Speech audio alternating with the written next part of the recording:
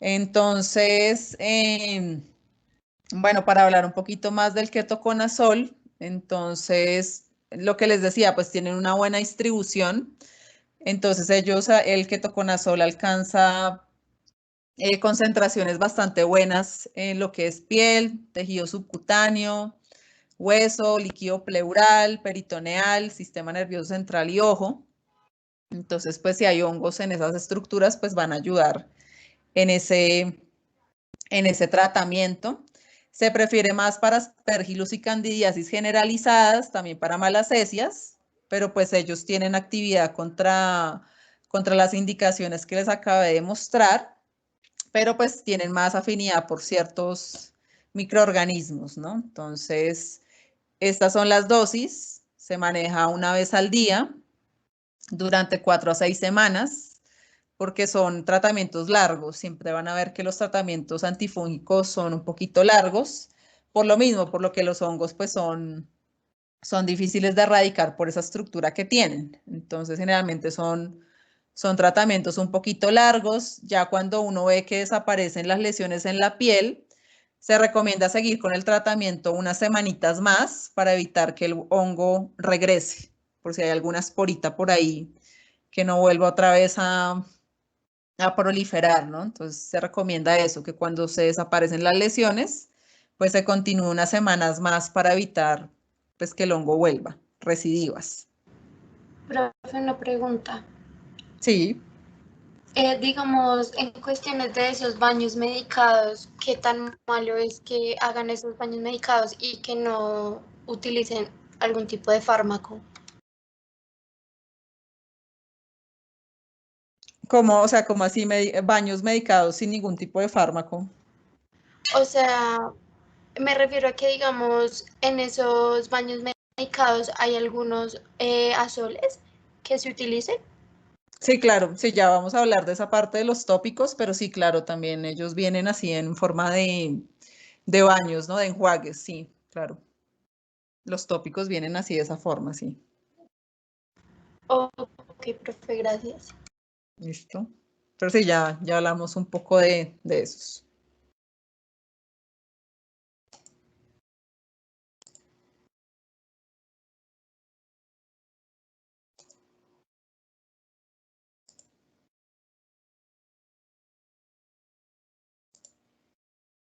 Entonces bueno, estas son las dosis. Ya para caso de micosis sistémicas, o sea, micosis que ya están, pues que pueden estar a nivel también de la circulación, ¿no? Entonces, que son más agresivas, entonces también se puede usar los azoles, entonces se puede usar el ketoconazol también en estas dosis, en perros, en gatos también se usa pues en estas dosis. Y pues como son tratamientos más complicados, pues esos tratamientos se pueden extender meses, ¿no? Pueden extenderse de 3 a 6 meses, incluso dependiendo pues qué tan grave es esa micosis sistémica. Entonces, porque sí, esos hongos son difíciles de tratar, entonces tiene que ser uno muy constante con la terapia para erradicarlos. Entonces, eso se pueden extender meses. Y lo que les comentaba, continuar con las terapias de 2 a 4 semanas, una vez que remiten los signos, pues para evitar recidivas. Entonces, eso para el ketoconazol, el fluconazol es otro azol después de los triazoles. Entonces, este también se prefiere, es más que todo para tratamientos de candidiasis en la piel, en las mucosas, candidemias. Entonces, este pues es un poco más seguro, es de baja toxicidad. Se maneja sobre todo en mascotas, en perros y en gatos. Estas son las posologías. También son tratamientos un poco largos y no se puede administrar en hembras preñadas porque son teratógenos. Se ha visto que producen teratogenia en ratones, entonces no se puede usar en hembras que estén en gestación. Y pues viene así por vía oral, ese se consigue es así por vía oral. Ya el itraconazol y el boriconazol, que son otros de los triazoles, entonces también estos se usan micosis que son más sistémicas, más graves, ¿no? Más diseminadas. Entonces se usan Aspergillus, en criptococos, en blastomicosis, en histoplasmosis. También se puede manejar en perros, gatos y caballos. Entonces se manejan en estas posologías por vía oral. Y pues siempre, pues si se dan cuenta, son tratamientos un poco largos. Este no se recomienda que se administre con antiácidos, lo mismo que el ketoconazol, porque eso reduce la absorción del antifúngico. Entonces, lo que hemos visto de los pHs, entonces no se recomienda que se administren con antiácidos porque eso reduce la absorción del medicamento. Entonces, no administrarlos con antiácidos, ¿no? Por ejemplo, esas milantas, todas esas ranitidinas, no se recomienda con eso porque modifica la acidez del estómago y pues disminuye la absorción del itraconazol y el ketoconazol. El fluconazol no tiene ese problema, entonces es sobre todo con itraconazol y con ketoconazol. Y bueno, el voriconazol, que también es otro, pues que no se consigue así tan fácil, pero este también se puede usar en casos de Aspergillus, entonces viene pues también por vía oral y se manejan pues dosis iniciales de 200 miligramos por kilogramo y ya luego pues se puede disminuir la dosis a la mitad cada 12 horas de mantenimiento. Este es más específico para problemas de Aspergillus, el voriconazol. Y bueno, esto también esta tabla aquí tienen diferentes posologías de acuerdo al tipo de enfermedad. Entonces, lo que son blastomices, histoplasmas, criptococos, entonces se usan los azoles en perros y en gatos vía oral. Aquí tienen las dosis, tienen el intervalo. Y pues si se dan cuenta, son tratamientos muy prolongados, ¿no? Esos hongos son duros de matar, entonces siempre son tratamientos prolongados.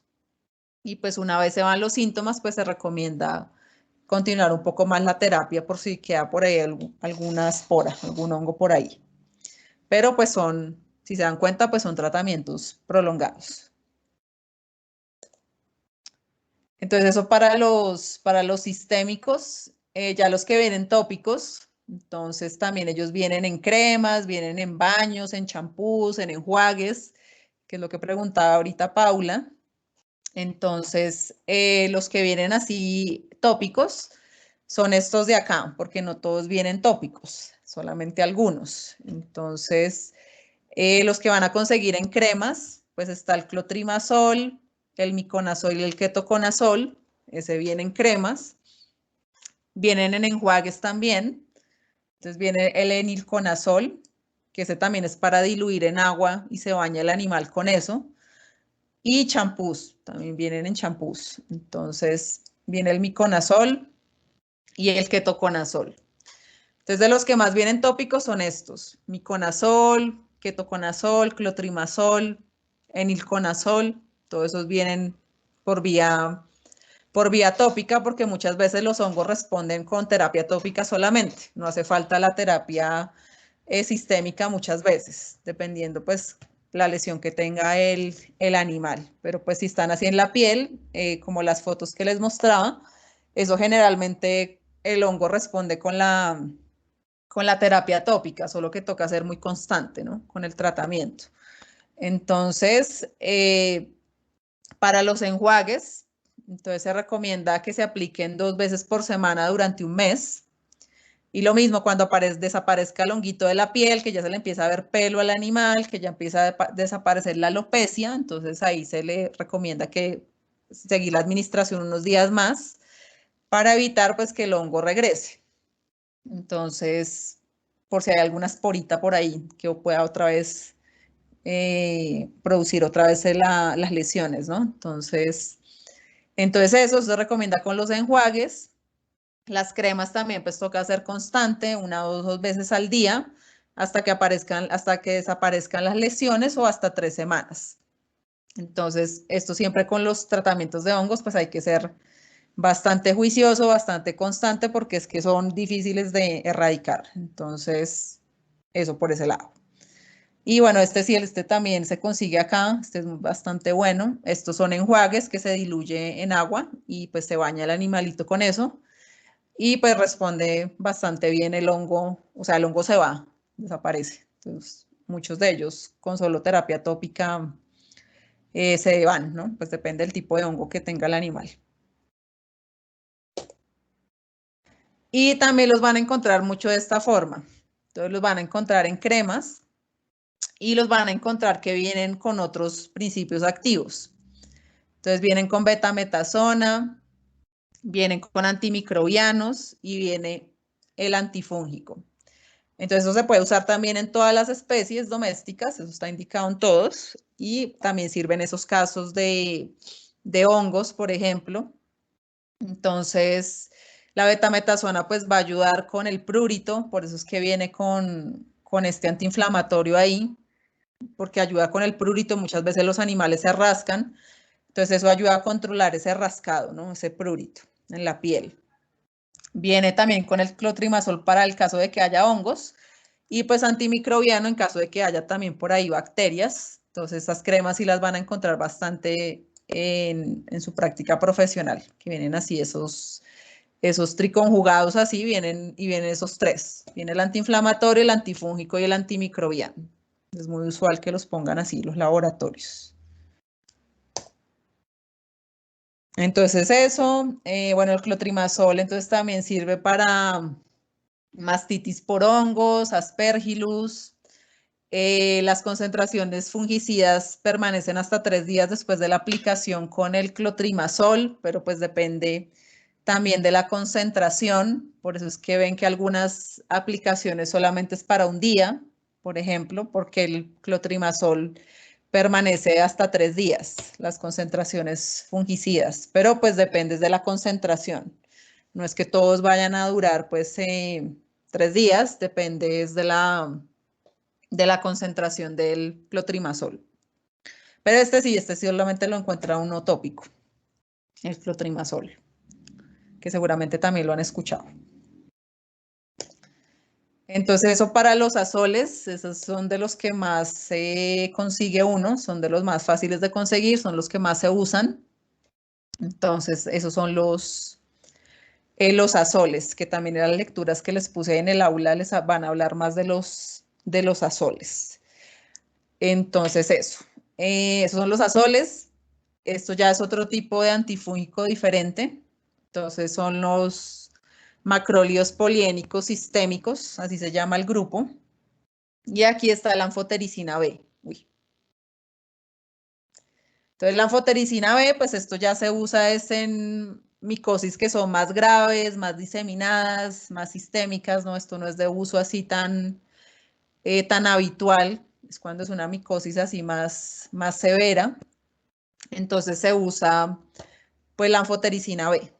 Entonces ella se usa más que todo por vía intravenosa, porque ella por vía oral no se absorbe. Entonces no se usa por vía oral porque pues no tiene absorción por vía oral. Entonces hay que usarla por vía intravenosa.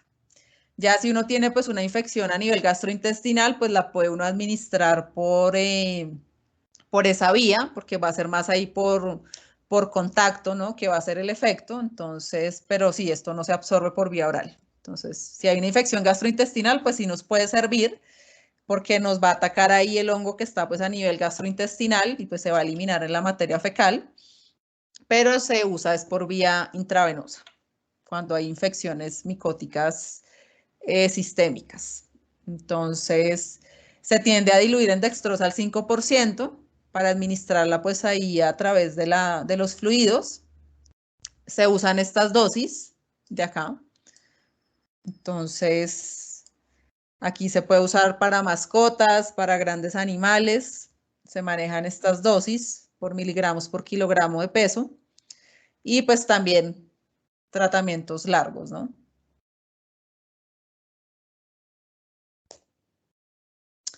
Entonces, el mecanismo de acción es similar al de los azoles. También ellos van a atacar el ergosterol del hongo. Entonces, Eso destruye pues la integridad de la membrana, se pierden constituyentes intracelulares y pues produce la muerte celular, ¿no? La muerte celular ahí a nivel del hongo. Entonces, de esa forma es que radican el hongo. También tienen afinidades por el ergosterol. Y lo que les comentaba, entonces, en casos de micosis así más severas, ¿no? Como el histoplasma, el blastomices, el Sporotrix, el Aspergillus, que eso pueden leer un poco, pues, como de las enfermedades, ¿no? Lo que producen en los animales, los signos que producen. Entonces, eso ya son infecciones micóticas, pues, que ponen en riesgo la vida de los pacientes. Entonces, por eso es que se usa la anfotericina en estos casos. Entonces, uno lo que hace con esto es disminuir la carga fúngica, porque estos son, pues como ya les he comentado, son micosis más severas. Entonces, uno lo que hace es eso, disminuye la carga fúngica con la anfotericina y ya luego el mantenimiento lo puede hacer con los azoles, que ya los azoles son un poco más seguros. Esto también son fármacos que producen más toxicidad, sobre todo a nivel del riñón, entonces por eso se usan en esas condiciones que son más, que ponen en riesgo la vida del animal, entonces se baja la carga fúngica, ya después uno puede seguir con otro tipo de fármaco que no sea tan agresivo, ¿no? Que produzca tantos efectos adversos. Entonces entonces se usan esos casos, también se ha visto que tiene efectividad contra la leishmania, pero pues se usan esos casos de estos hongos que son así más agresivos. Entonces, y pues hay que estar monitoreando también la función renal porque tienden a ser nefrotóxicos, entonces hay que estar rechequeando esos parámetros renales como el nitrógeno ureico en sangre y la creatinina, pues para ver que no vaya a estar afectando la función renal, ¿no? Entonces, eso para los casos así más sistémicos, ¿no? Más graves, más diseminados. Entonces eso, ahí está la doña anfotericina nomás. Y aquí los macrólidos poliénicos tópicos está solamente la nistatina. Entonces la nistatina también, ella se une pues a los esteroles, al ergosterol. Entonces eso produce pues, desestabiliza el hongo, ¿no? Entonces son fungistáticos, pero a dosis altas se convierten en fungicidas. Y sirven contra estos tres microorganismos. Entonces, Candida, Pityrosporum y Cryptococcus. Y son tóxicos por vía sistémica, entonces solamente se administran por vía tópica, como también lo mencionaba su compañera cuando estaba hablando de la nistatina. Esto solamente se puede por vía tópica porque por vía sistémica pues puede poner en riesgo la vida del paciente. Entonces, ella viene por vía tópica, entonces también se encuentra asociada con los otros fármacos que ya les expliqué ahora, con lo que son antiinflamatorios y antimicrobianos. Entonces también la encuentran en cremas. Entonces sirve para micosis en la piel, vaginitis por cándidas también sirve, mastitis por hongos también sirve. Y también se puede usar pues en cerdos cuando haya presencia de hongos también en cerdos, en la piel. Entonces también se puede manejar en esta especie. Pero sí, esto solamente es tópico y se sintetiza a través del Streptomyces norsei y bueno, básicamente sirve contra esos hongos que tienen ahí. Y ya el último, entonces, de que pertenece a la familia de los antibióticos no poliénicos. Entonces aquí solamente tenemos a la grisiofulvina, que este también lo encuentra uno, también es de uso común. Entonces, ellos ya lo que van a actuar es a nivel de la mitosis del hongo. Entonces, inhibe los microtúbulos, destruye el ensamblaje del uso mitótico, entonces, pues el hongo no se puede reproducir. Entonces, pues de esa forma también nos ayuda a eliminar esos hongos. Entonces, eso hace, ya actúa a nivel del núcleo de la célula micótica, inhibiendo pues la mitosis. Y también pues se ha visto que tiene antagonismo en la síntesis de quitina, ¿no? Entonces ya vimos que la quitina pues también le da esa fortaleza a la pared celular del hongo, entonces también eso lo desestabiliza. Entonces, Ella también se sintetiza pues a través de este microorganismo, el Streptomyces nodosus. Sirve en casos de dermatofitosis, que ya les comenté que la dermatofitosis se produce por estos 3 hongos de acá, el Microsporum, el epidermofitón y el tricofitón. Esas dermatofitosis se producen por ellos 3. Entonces sirve en esos casos. Y este pues también viene por vía oral. Entonces se recomienda que se administre con comidas grasas porque eso facilita la absorción por vía oral de la grisofulvina. Entonces siempre se recomienda eso, que se administre con comidas grasas para facilitar la absorción. Y pues también va a alcanzar buenas concentraciones en lo que es la piel, en la grasa, en el músculo, en el hígado, en las uñas, en el pelo, en la piel. Entonces, pues como son capaces de llegar hasta allá, pues de esa forma es que ayudan a erradicar el hongo de la piel. Entonces, esa es la grisofulvina. Esa sí no le sirve contra cándida. Para cándida pues hay que usar azoles porque esto no tiene efectividad contra la cándida albicans. Entonces, en ese caso pues no se puede usar en ese caso. Entonces sirven eso, dermatofitosis, que tengan en la piel, en los pliegues cutáneos, en la zona inguinal de los animales, en las uñas. También si hay infecciones persistentes pueden durar hasta 12 meses los tratamientos. Entonces, pues bueno, ya sabemos que son tratamientos un poco prolongados. Este también se puede usar en todas las especies, está indicado en todas las especies domésticas. Ahí están las dosis en las que se emplea para perros, para gatos, para medianos, para grandes animales. Y pues dependiendo del hongo, ¿no? Pueden ser terapias que duren un mes, pero pues si ya son infecciones más difíciles de tratar, pues se pueden extender hasta los 12 meses de tratamiento. Depende pues el hongo, ¿no? Y esto tampoco se puede administrar en hembras gestantes porque se ha visto también que produce teratogenia, entonces embriotóxico. Entonces se ha visto que produce malformaciones en el encéfalo, espina bífida, fisura palatina, atresia del ano, anoftalmia. Entonces esto no se puede administrar en hembras preñadas, porque si lo hacen, las crías van a nacer con teratogenia, con malformaciones. Entonces eso está contraindicado en hembras gestantes. Puede producir efectos adversos, sobre todo si son terapias prolongadas, pues con las terapias prolongadas se van a ver más los efectos adversos, ¿no es cierto? Entonces pueden haber alergias, puede haber vómito, diarrea, náuseas, meteorismo, también hepatotoxicidad. Entonces, cuando son tratamientos largos, pues sí se recomienda estar vigilando la función hepática y renal de los animales, ¿no? Porque algunos de ellos tienden a ser más hepatotóxicos, otros más nefrotóxicos. Entonces es importante estar chequeando esa función hepática y renal en el caso de terapias prolongadas. Entonces, esta sería la grisofulvina. Y esta sería la parte de antifúngicos.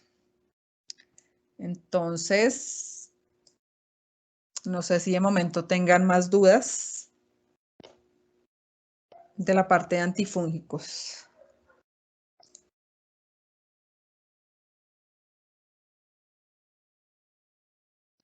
No, señora. Profe, una pregunta. La probabilidad de que aumente que uno se vuelva resistente a los antifúngicos es igual de que a los antibióticos. Sí, aquí también se pueden, ya, listo. Sí, aquí también se pueden presentar resistencias, sí, también porque ellos empiezan a producir o más esteroles o son genes que se modifican, entonces empiezan a producir más proteínas, pero sí, ese también es el problema de los antifúngicos también se puede dar, o sea, también el problema de resistencia en antifúngicos también se puede, claro, también es factible que se presente, y más como son tan resistentes que le toca estar uno ahí súper constante si no se va, entonces sí, sí, claro, también se puede presentar resistencia, así como con los antimicrobianos.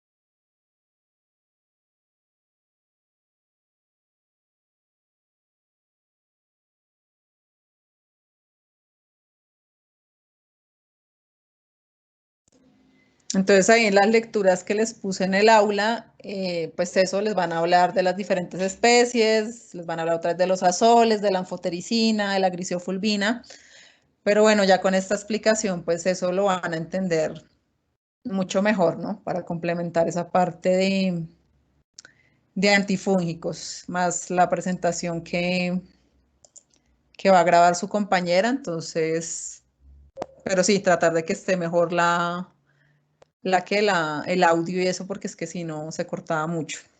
Entonces, eso por ese lado.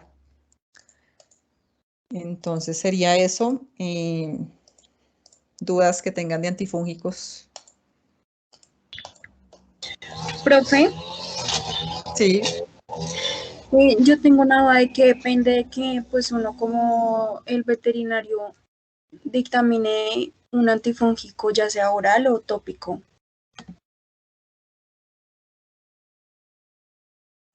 Bueno, y depende más que todo es del examen clínico, ¿no? De qué tan, pues de la sintomatología que esté presentando el animal, de si las lesiones están más a nivel solamente de la piel, porque si están más, o sea, si están más localizadas ahí en la piel, pues generalmente lo que se hace es que se empieza con terapia tópica. Ya si no responde a la terapia tópica, pues uno piensa en administrar algo sistémico, ¿no? Pero depende del grado de lesión que tenga el animal. Si ya es una lesión muy extensa, pues sí, generalmente se administran antifúngicos, antimicrobianos para ayudar pues a mejorar esos síntomas. Pero si son lesiones más pequeñas, generalmente con la terapia tópica van respondiendo, solamente que toca ser muy constante en la terapia, ¿no? Entonces, es eso, pero sí depende desde el grado de extensión de la lesión más que todo. Vale, profe, gracias.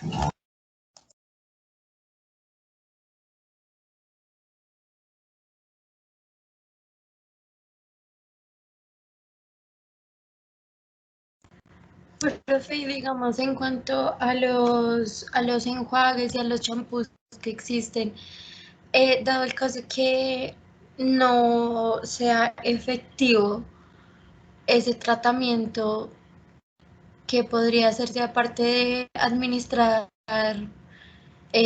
por vía oral o tópica?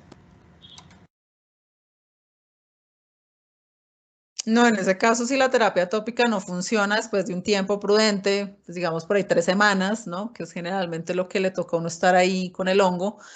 Sí, terapia sistémica, realmente sería terapia sistémica por vía oral, eso también ayuda obviamente, y pues estos son los fármacos que están disponibles para hongos, ¿no? Eso ya sería en la parte de fármacos, también hay remedios naturales pues que supuestamente sirven, ¿no? Que a veces que el ajo, que a veces que el yodo, entonces pues también uno podría intentar con remedios naturales, pero ya en el aspecto farmacológico, pues esto es lo que hay disponible. Entonces, sí, la terapia sistémica pues también ayuda cuando la tópica ya no está funcionando, ¿no? Pero nunca va a generar algún tipo de resistencia, ¿o sí? Sí, los hongos también pueden generar resistencia, entonces ahí le toca a uno pues mirar también la respuesta de cada paciente, ¿no? Pero sí, en el caso de los antifúngicos, pues esas son las opciones terapéuticas que se presentan, ¿no? Pero sí, claro, puede haber también problemas de resistencia con los hongos. Gracias, profe. Profe, una pregunta. ¿Hay algo específico como que predisponga a los animales la aparición de hongos? Pues aparte como de, digamos, los animales que tienen muchos pliegues, sino pues algo así como en general. ¿No hay? No, eso es más que todo condiciones de humedad, de temperatura. También si de pronto están inmunodeprimidos, pues también es más fácil. Pero es sobre todo, sí, como condiciones de humedad, de temperatura, en esos animalitos con los pliegues, pues toca estarles secando esos pliegues porque pues ahí se acumula humedad, ¿no? Entonces, también la producción de las glándulas sebáceas, entonces ese ambiente pues es propicio para que crezcan los hongos, ¿no? Entonces, eso es más que todo eso, sí, condiciones de humedad y de temperatura.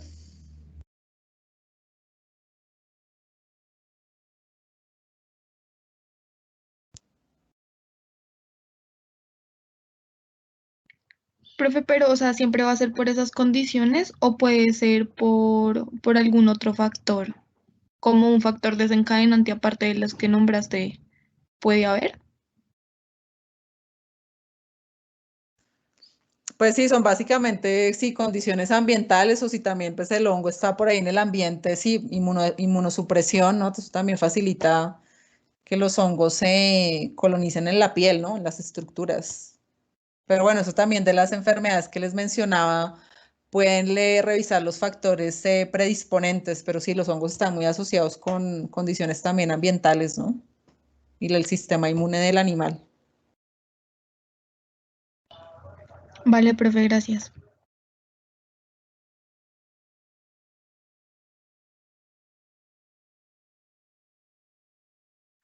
Bueno, entonces no se les olvide hacer las lecturas que están ahí en el aula, que ahí también van a encontrar pues información muy interesante sobre la terapia de antifúngicos. ¿Listo? Entonces sería eso. Entonces vamos a hacer un break porque vamos a empezar a hablar un poco ya de anestesia, que es el último tema que vamos a ver. Ya las siguientes semanas son, bueno, yo creo que la siguiente semana también alcanzamos a seguir hablando de anestesia. Y bueno, los casos clínicos, ¿no? Después ya seguiremos con casos clínicos de ustedes. Entonces, hagamos eso, hagamos un break y ya ahorita empezamos a hablar de principios de anestesia. ¿Listo?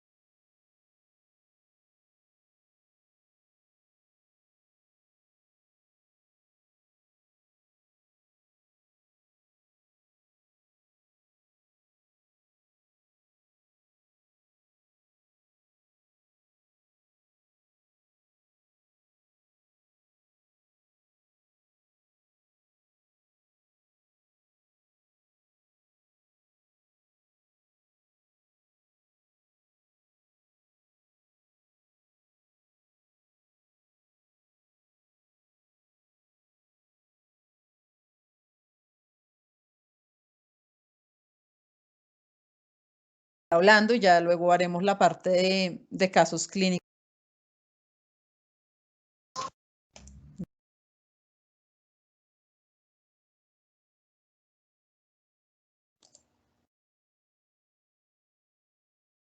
Profe, creo que no estás grabando.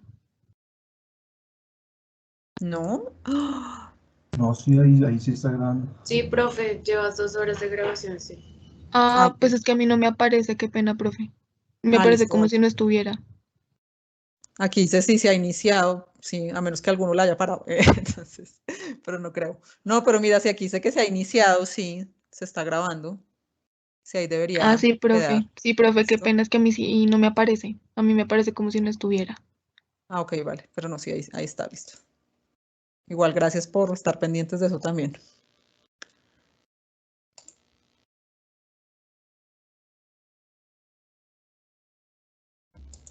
Entonces, bueno, este ya es el último tema que vamos a ver en este curso, principios de anestesia. Igual ustedes tienen otra cátedra en la que ven cirugía y anestesia, entonces ahí también pues les volverán a mencionar esto en más detalle. Pero pues sí, ya este es el último tema que vamos a estar hablando y ya luego haremos la parte de casos clínicos que tienen ustedes por grupos, ¿no? Entonces eso, entonces vamos a hablar un poco de esto hoy. De pronto solamente hablaremos de los tranquilizantes y ya después los otros días pues hablaremos de lo demás. Entonces, bueno, entonces estaremos hablando de eso, de anestesia general. Entonces, la anestesia general se produce pues con la finalidad de generar una depresión reversible en el sistema nervioso central de los animales. Obviamente que sea reversible para que el animal recupere su función nerviosa, ¿no? No queremos que sea irreversible. Entonces, por eso se hace de forma que pues el animal recupere su función nerviosa. Y pues esa depresión del sistema nervioso central pues viene acompañado de pérdida de la conciencia, pérdida de la sensibilidad. También es importante que haya relajación muscular para que el animal pues se pueda manipular más fácilmente durante la cirugía, ¿no? Que no sea un animal que esté rígido porque es más difícil pues de manipularlo. Entonces también viene acompañado de esa parte de relajación de la musculatura. Se pierden reflejos, también hay pérdida de reflejos autónomos, pérdida de sensibilidad, de capacidad motora y pues también importante la parte de analgesia, ¿no? Que eso promueve pues que los animales se recuperen mucho más rápido y también que se disminuya la dosis de los demás anestésicos. Eso también colabora con esa parte. Entonces también pues es importante brindar esa parte de analgesia a los animalitos, ¿no? Entonces también lleva esa parte de analgesia. Entonces, bueno, ya sabemos que la analgesia es suprimir el dolor, que la anestesia nos va a producir esa depresión reversible del sistema nervioso central, que va a producir pérdida de sensibilidad, pérdida de reflejos, pérdida de la conciencia para que el animal pues no vaya a tener un recuerdo traumático de esa experiencia, ¿no? Entonces, lo mismo que con nosotros, cuando nos someten a anestesia, pues no nos acordamos de nada, anestesia general. Entonces, pues todo eso lo combina la parte de la anestesia. Y también hay una anestesia que es disociativa, ahí está la ketamina, ese es un anestésico disociativo, porque desconecta al animal del ambiente, entonces él tampoco se da cuenta de lo que está sucediendo, entonces hay una independencia del sistema límbico y tálamo cortical y se caracteriza porque produce catalepsia. Entonces esa catalepsia se caracteriza porque el animal se ve con los ojos abiertos, algunos reflejos permanecen, hay hipertonía muscular, pero pues el animal está totalmente desconectado del medio ambiente. Él no se da cuenta de lo que está pues pasando, ¿no? Entonces, pero bueno, ya hablaremos más adelante de la ketamina, que es un anestésico disociativo pues que se usa bastante. Entonces, ya como mecanismo de acción, como farmacodinamia general de los anestésicos, entonces ellos bueno, ya sabemos que deprimen la transmisión sináptica de forma reversible. Ellos actúan a través de de canales iónicos. Entonces, ellos actúan básicamente pues sobre los neurotransmisores, ¿no? El GABA y el glutamato. Ahí es donde van a actuar básicamente ellos. Y de esa forma es que deprimen el sistema nervioso central, porque actúan o sobre el glutamato o sobre el GABA. Casi la mayoría actúa sobre el GABA. Pocos lo hacen sobre el glutamato. Entonces, de esa forma es que nos deprimen la función nerviosa en los animales, que ellos pierdan la conciencia, que no se acuerden pues de lo que se les está, lo que se les está haciendo, ¿no? Entonces eso está ligado al GABA y al glutamato, que esas funciones sobre esos neurotransmisores pues ya las hemos visto, pero pues las vamos a recordar un poco. Entonces, en el caso del GABA, no sé si se acuerdan que era lo que pasaba más o menos en la sinapsis del GABA, que lo veíamos por allá en farmacodinamia. ¿Qué pasaba con el GABA? A ver si se acuerdan. Y de acuerdo a esta gráfica que hay acá.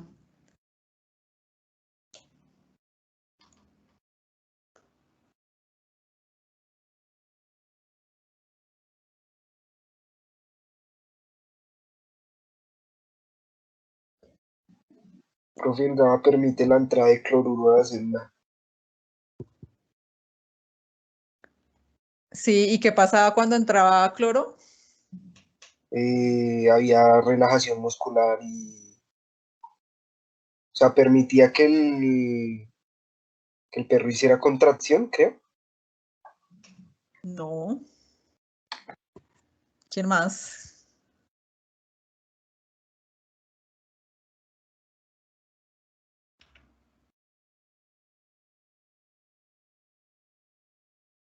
A ver, ¿quién de pronto se acuerda qué hace el GABA? Pero sí va por ahí, o sea, el GABA sí se libera y él lo que hace es que entre cloro. ¿Y qué pasaba con el cloro?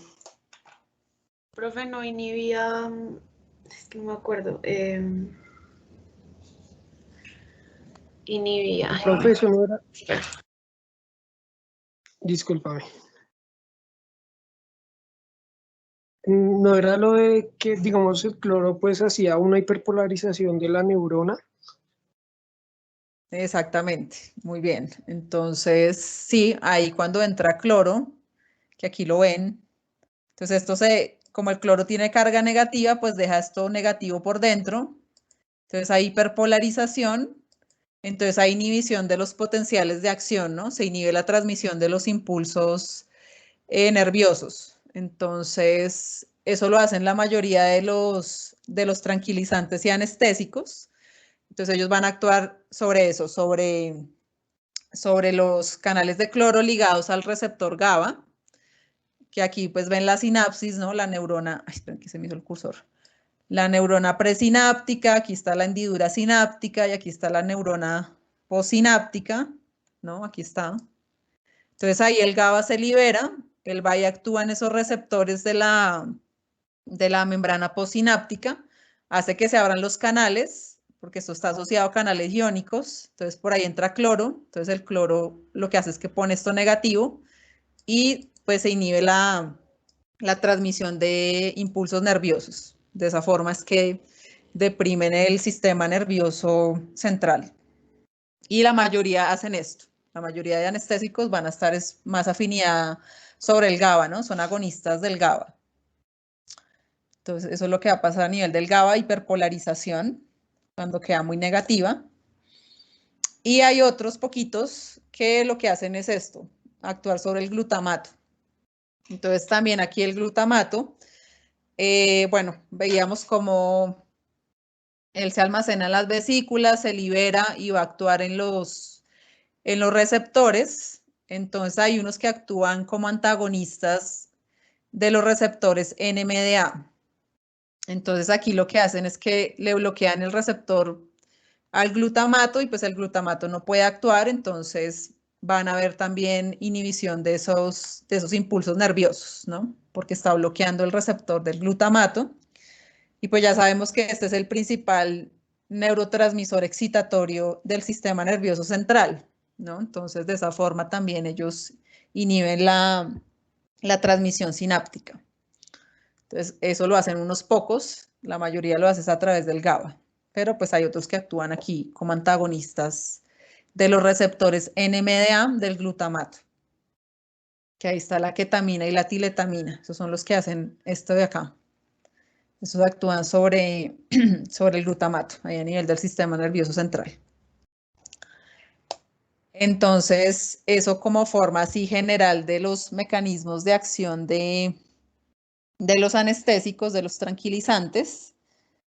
Y bueno, siempre cuando un animal se va a someter a anestesia, pues hay que hacerle una evaluación preanestésica, ¿no? No es que lo vaya uno a poner a cirugía de una vez así tal cual llegó, no, hay que hacer unos exámenes, hay que hacer la exploración física, hay que hacer pruebas complementarias, hay que también tener consideración con el tipo de cirugía, cuánto va a durar la cirugía, qué equipo de anestesia se va a usar, qué raza es el animal, ¿no? Entonces, todo eso hay que evaluarlo en esta parte antes de que el animal pues se someta a la anestesia, ¿no? Entonces, pues siempre importante hacer la exploración física para ver si hay algunos cambios pues patológicos en el animal, hacer pruebas complementarias, ¿no? O sea, un cuadro hemático, una prueba hepática, una prueba renal, porque pues estos medicamentos se van a metabolizar y se van a eliminar por esas vías. Entonces, pues tienen que estar funcionando correctamente para que el animal pues no se vaya a intoxicar, ¿no? O que produzca pues efectos adversos que pueden poner en riesgo la vida del animal. Entonces, eso hay que hacerlo en la evaluación preanestésica. Por eso es que muchas veces pues uno lleva a los animales y se le hacen esos preanestésicos pues para ver cómo está esa función hepática y renal en esos animales. Entonces eso se hace en esa evaluación pues preanestésica. También el animal pues hay que someterlo a ayuno, ¿no? Porque muchos también de los medicamentos pueden producir vómito. Entonces pues queremos evitar problemas por broncoaspiración. Entonces hay que poner en ayuno a los animales.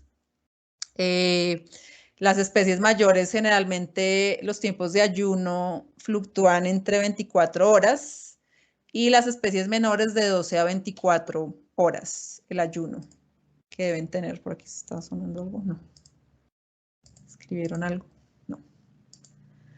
Entonces también el ayuno es importante por esa parte, porque algunos medicamentos producen vómito, entonces pues no queremos problemas de broncoaspiración, por ejemplo.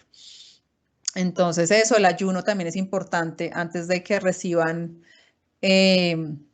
medicamentos tranquilizantes y anestésicos. Entonces, eso por ese lado. También se hace esta clasificación ASA, que esto también lo verán obviamente cuando vean cirugía. Esto es una clasificación que se hace de acuerdo al tipo de paciente. Entonces, esa clasificación la hace la Sociedad Americana de Anestesiólogos, por eso recibe ese nombre de clasificación ASA, porque es de acá, de aquí viene el nombre, y se clasifica a los pacientes que se van a someter a anestesia. Entonces, eso también le ayuda a uno a saber qué medicamentos pues, son los más adecuados para ese paciente.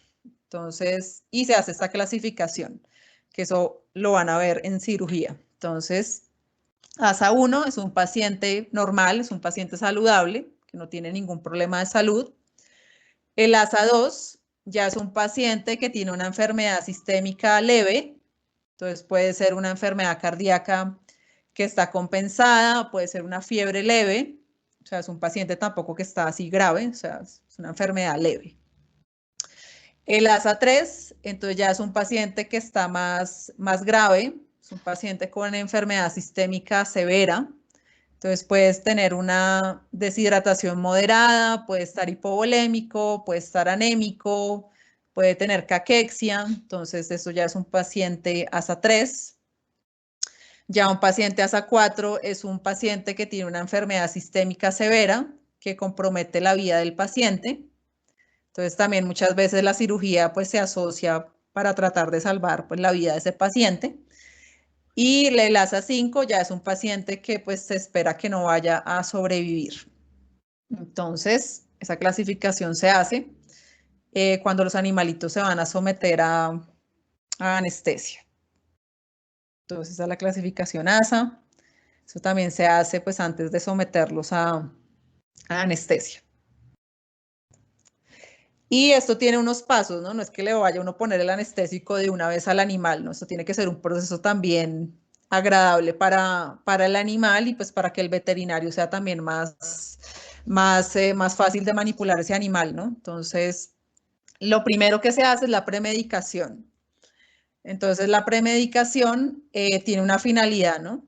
Entonces, tiene la finalidad de bajarle la ansiedad al paciente, bajarle el miedo, el que forcejee, que esté muy excitado, porque también eso puede influir en la eficacia de los medicamentos que se le van a dar. Si está muy excitado, pues eso también va a dificultar la acción de los medicamentos, ¿no? Entonces hay que sedarlo, hay que tranquilizarlo, pues para bajarle la ansiedad, para que la inducción de la anestesia también sea más fácil para el veterinario y para el animal, para que el proceso pues sea lo menos traumático posible, ¿no? Entonces eso también facilita la inducción de la anestesia, que ya es cuando el animal pues pierde la conciencia. Entonces también nos ayuda con eso. Nos ayuda a disminuir la cantidad de anestésicos generales para producir esa pues anestesia general. Entonces también ayudan a eso. La premedicación, por eso es que se usa también.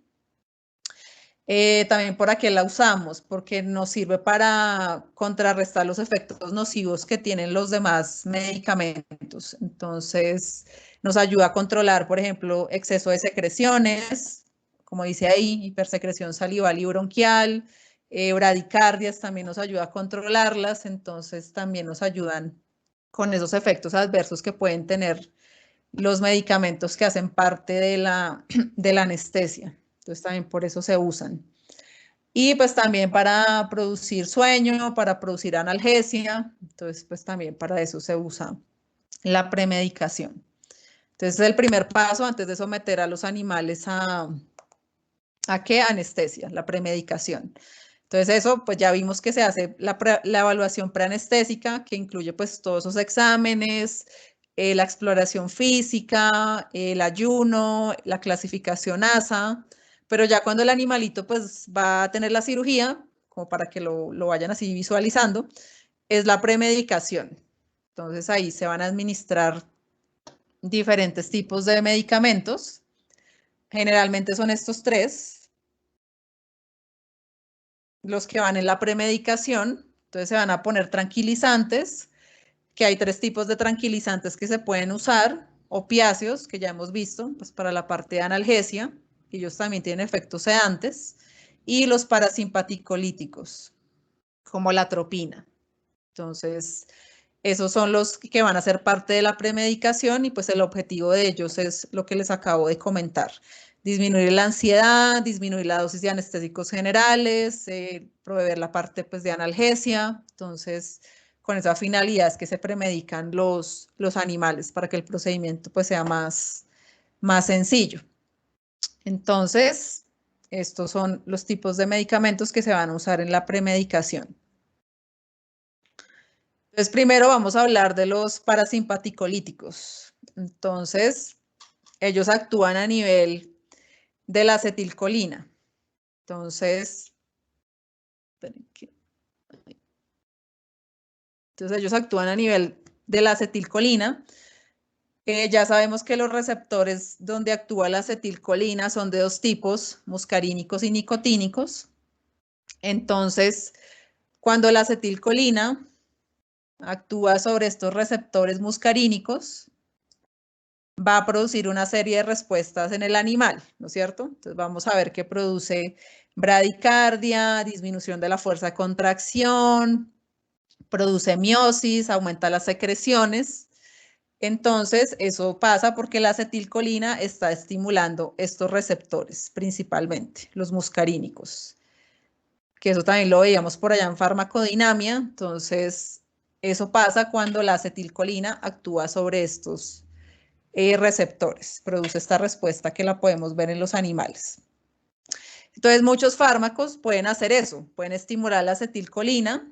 Entonces, la acetilcolina va a producir bradicardia, aumento de secreciones gástricas, intestinales, salivares. Entonces, para contrarrestar eso, se usan los parasimpaticolíticos o los antagonistas colinérgicos. Entonces, en este caso, para contrarrestar esto que nos produce la acetilcolina, porque los otros fármacos pueden producir ese estímulo de liberación de acetilcolina y que produzcan estos efectos. Entonces, para contrarrestar eso, se usan los anticolinérgicos o parasimpaticolíticos. Entonces, bueno, aquí también es la otra sinapsis que de pronto por allá en fisiología también la vieron, bueno, con el profe que hayan visto fisiología, pero bueno, aquí tenemos la imagen, ¿no? Pues aquí está, por ahí van a preguntar algo. Profe, no, era para ver si me podías dejar ver la diapositiva anterior, por favor.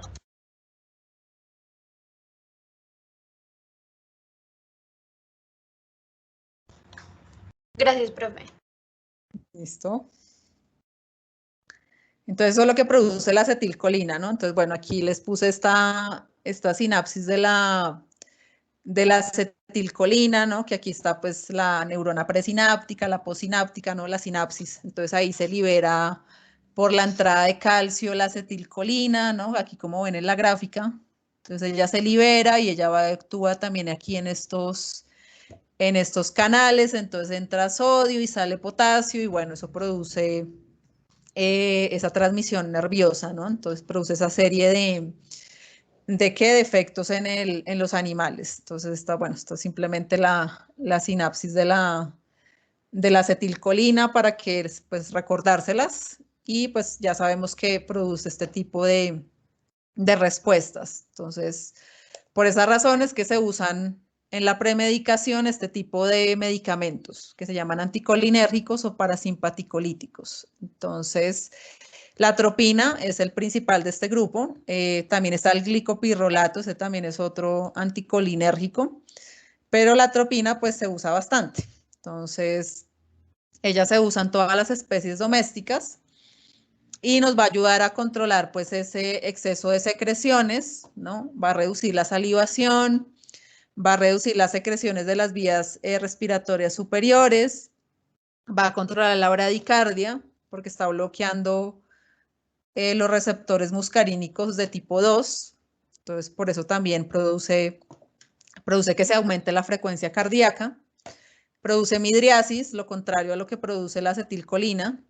Aquí hay miosis, esto es miosis cuando se contrae la pupila, pero ella pues ya produce midriasis, ¿no? Porque está bloqueando el receptor muscarínico.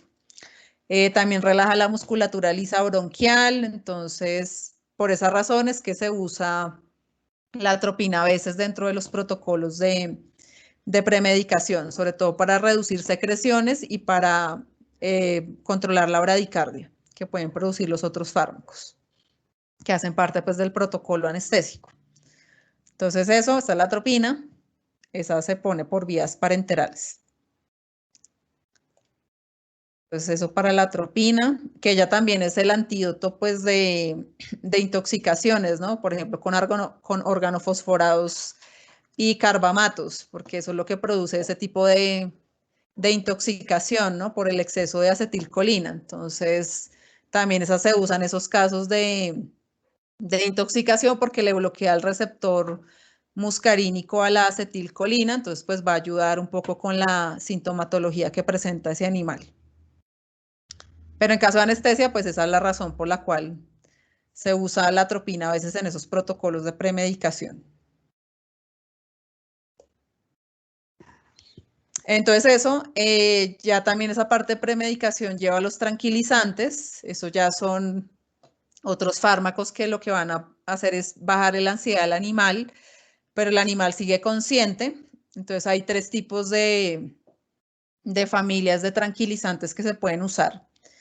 Entonces están las fenotiacinas, las benzodiazepinas y los alfa-2 adrenérgicos. Entonces ellos lo que van a hacer es eso, es calmar el animal, disminuir la ansiedad, pero los animales siguen conscientes. Entonces, aquí tenemos dentro de la fenotiacina a la cepromacina y la clorpromacina. Estos son principios activos. Dentro de las benzodiazepinas está el diazepam y el midazolam, aunque hay otros más, pero pues estos son de los más usados. Y los alfa-2 adrenérgicos, como la silacina, la etomidina y la medetomidina. Todos estos de acá son familias de tranquilizantes. Entonces, eso también hacen parte de la premedicación.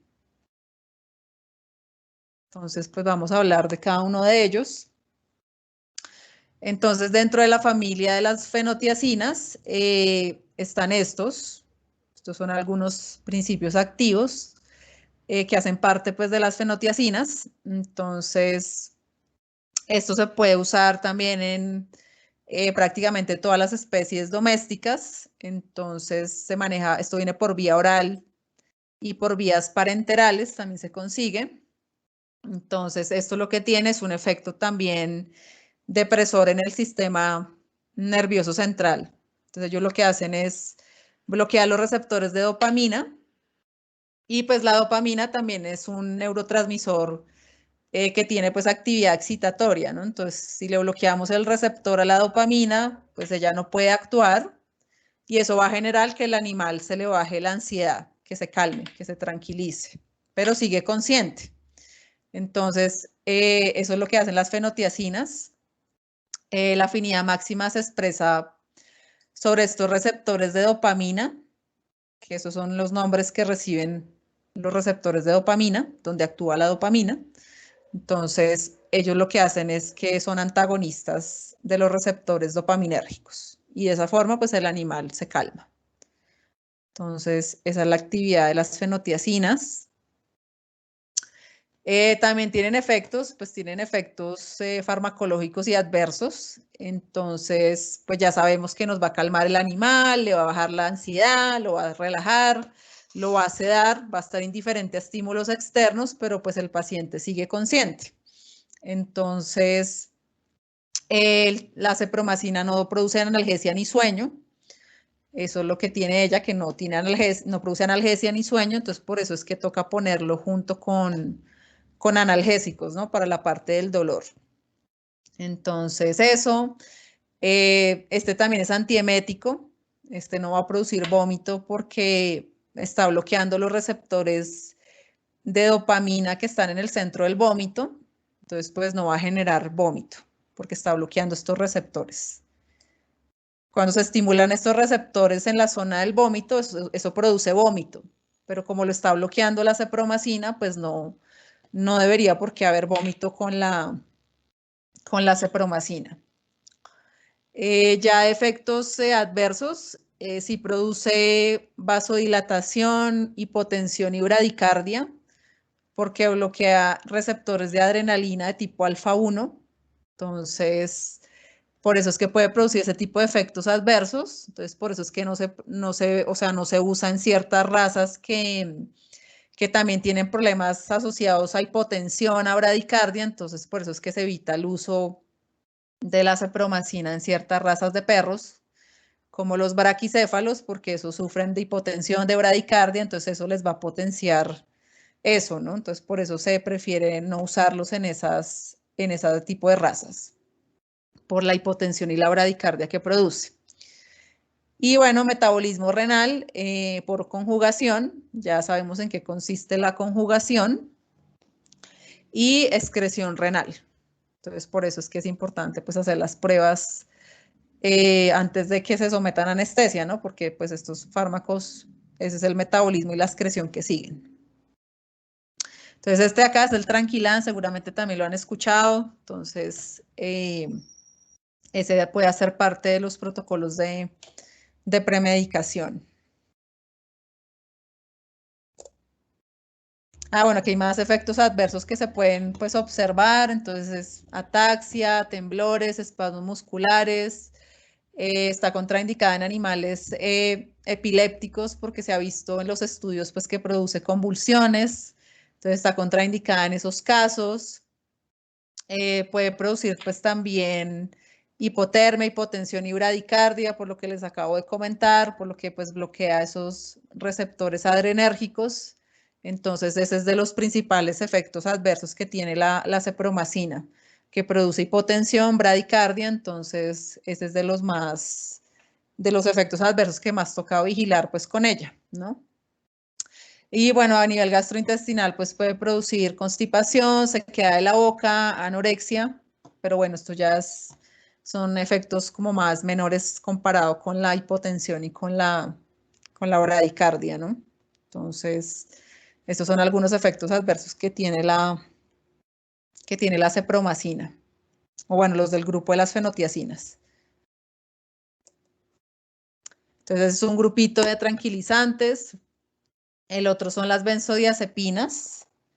Entonces, aquí ya está lo que es el solazepam, el diazepam, el midazolam. Todos esos son benzodiazepinas. Entonces, ellos también son ansiolíticos, son sedantes, también se usan como anticonvulsivantes, también hacen parte de esas terapias, entonces se usan en esos casos. Son sedantes, este sí produce sueño, pero esto no produce analgesia, entonces hay que combinarlos con analgésicos. Producen relajación muscular también. Y ellos actúan sobre el GABA, ¿no? Lo que les comentaba. Entonces producen hiperpolarización y pues va a haber inhibición de la transmisión nerviosa. Y se emplean más que todo por vía pues intravenosa, aunque pues también se consiguen por vía oral, sobre todo en el caso pues de cuando se usan para convulsiones. Entonces, se usan en esos casos, también son tranquilizantes que se pueden usar en esos protocolos de premedicación y también muchas veces vienen ya combinados con el anestésico general, que este es el Soletil, ese viene combinado ya el tranquilizante con el anestésico general y este también pues viene así combinado y se puede poner para producir pues ya la anestesia como tal en el animal. Entonces viene así combinado porque la tiletamina sola produce rigidez muscular. Entonces uno administra esto y el animal se ve súper rígido solo. Entonces por eso es que lo combinaron con el solazepam para la parte de relajación muscular, porque trabajar un animal tan rígido pues es complicado, ¿no? Entonces viene esa combinación para la parte de relajación muscular también. Entonces eso, pero se usa es en perros, gatos y cerdos. Esto viene es para esas especies. Entonces este es otro grupo de tranquilizantes, se les llama pues también tranquilizantes menores. A las fenotiacinas se les llama tranquilizantes mayores, pero pues está más asociado con el efecto tranquilizante. Bueno, aquí en esta tabla entonces están todas las benzodiazepinas. Entonces eso, diazepam, clonazepam, lorazepam, midazolam, todos terminan en pan. Entonces por eso uno también se acuerda que son benzodiazepinas. Entonces son estas de acá. Aquí tienen algunas dosis también. Entonces sirven para eso, para convulsiones, para sedantes, para ansiedades, para miedos, para fobias. Estos son medicamentos que se usan bastante en esos pacientes que tienen esos problemas de comportamiento. Entonces también se emplean, ¿no? Pero pues con el médico veterinario, ¿no? Esto no lo puede recetar cualquier persona. Entonces, entonces epilepsia, sedantes, estimulantes del apetito, ansiedades, desórdenes de pánico, ansiedad nocturna. Entonces, esos son algunos ejemplos de las benzodiazepinas. Y este sí tiene antagonista. Cuando hay, pues, por ejemplo, una reacción desfavorable con las benzodiazepinas, esto sí tiene antagonista, sí tiene antídoto. Es este de acá, el flumacenilo. Ese les va a revertir los efectos de las benzodiazepinas en caso tal de que el animal pues esté teniendo una reacción desfavorable. Entonces, esa es la ventaja que tiene pues el antídoto. No todos tienen antídoto, ¿no? Entonces este tiene pues su antagonista. Entonces, eso por ese lado, pero en general pues son bastante seguros, no producen así mayores efectos adversos, pero pues en caso tal ahí está el antagonista. Y bueno, estos ya son los agonistas alfa-2 adrenérgicos. Aquí está la silacina, que es el que más seguramente también han escuchado. Y pues este también es otro tipo de sedante, que también da pues, relajación muscular y sedación. Este sí da analgesia, Este sí tiene una analgesia que dura poco tiempo, pero pues sí la genera, entonces, y es otro de los tipos de tranquilizantes que se pueden usar en el protocolo de premedicación. Entonces, este se usa también como analgesia visceral en equinos, puede producir también bradicardias e hipotermias, sobre todo por lo que está estimulando pues estos receptores adrenérgicos, entonces puede generar pues bradicardias, hipotermias. Este viene solo por vías parenterales, sobre todo por vía intramuscular se administra. Y también es otro medicamento pues, que se puede usar en los protocolos de premedicación. Esto se usa también en todas las especies, como lo pueden ver aquí en la cajita. Este se consigue aquí en Colombia, entonces se puede usar en todas las especies.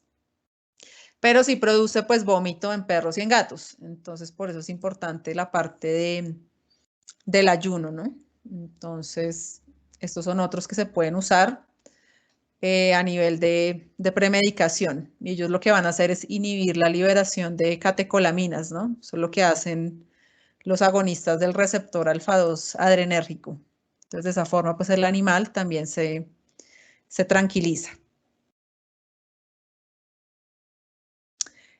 Bueno, ya para metabolismo, pues es por hidroxilación y conjugación hepáticas, la excreción es renal, y estas son las dosis de las diferentes especies, ¿no? Para la silacina. Esto es para la silacina. Entonces aquí en esta tablita pues van a encontrar las dosis. Entonces son dosis bastante pequeñas para la silacina. Y eso también pues va a tranquilizar a los animales. Y dentro de este grupo también está la detomidina. Entonces la detomidina tiene un efecto mayor a la silacina. También es un agonista pues alfa-2 adrenérgico, entonces se usa solamente en grandes, en caballos y en bovinos. Entonces estas son las dosis, si se dan cuenta pues son dosis más pequeñitas, estos ya son dosis en microgramos, entonces es más potente que la silacina. Y pues ya como efectos adversos pues puede producir incoordinación motora y ataxia en los equinos. Y la medetomidina también es otro agonista alfa-2 adrenérgico. Entonces, este también es un alfa-2 agonista bastante potente, pero también puede producir pues bradicardia. Los efectos pueden permanecer un poco más en el tiempo. Y este se usa en mascotas solamente, en perros y en gatos. Pero también es un tranquilizante pues que se puede usar de la familia de los agonistas alfa-2 adrenérgicos. Este es otro. Y pues tienen antagonistas, también tienen antagonista del receptor alfa-2 adrenérgico, de esos receptores de adrenalina de tipo alfa-2. Entonces aquí está la yoimbina y el atipamezol. Entonces la yoimbina va a revertir los efectos de la silacina. Se usa también en varias especies domésticas. Se utiliza por vía intravenosa y pues esto también va a hacer que los animales se recuperen bastante rápido del efecto, por ejemplo, de la silacina, ¿no? Entonces, este es el antídoto el antagonista de la silacina. Y tiene una vida media en caballos, bueno, de media hora, 1.5 horas. En perros es un poquito más larga, pero pues esto va a revertir los efectos de la silacina y los animales pues se recuperan bastante rápido cuando se les administra yoimbina. Y el atipamezol va a revertir los efectos de la medetomidina. Entonces también se maneja por vías parenterales y el nombre pues comercial es Antisedan, pero este también revierte pues los efectos de este tranquilizante, en caso tal de que haya pues mucha ataxia, una bradicardia muy intensa, entonces se pueden administrar estos antagonistas y los animales se recuperan bastante rápido. Entonces, esos son los antagonistas de los alfa-2 adrenérgicos. Entonces, esto sería la parte de tranquilizantes, ¿no? Ya la parte de opioides la vimos, entonces ya sabemos qué tipo de opioides existen, cuáles son sedantes y pues en general ahí se pueden usar una gama muy amplia de opioides. Entonces, pero bueno, por hoy vamos a hablar solamente esta parte. No sé si de momento tengan alguna duda. Profe, yo tengo una. Sí. Digamos, bueno, cuando tú hablas de los exámenes preanestésicos, bueno, no sé si de pronto en perros que son braquicéfalos se hacen exámenes diferentes o se hace lo mismo. Sí, se hace lo mismo, pues el examen físico, las pruebas complementarias, ahí toca es evitar del cierto uso de fármacos por la parte de los efectos adversos que les mencionaba, pero sí, las pruebas son las mismas, a menos que el animal ya tenga una condición de base, ¿no? Pero sí, las pruebas son las mismas en los animales sanos, ya ahí toca es evitar ciertos medicamentos, ¿no? Que pueden producir más depresión respiratoria, bradicardia, hipotensión. Entonces, para eso también se hace la clasificación ASA. Vale, profe, gracias.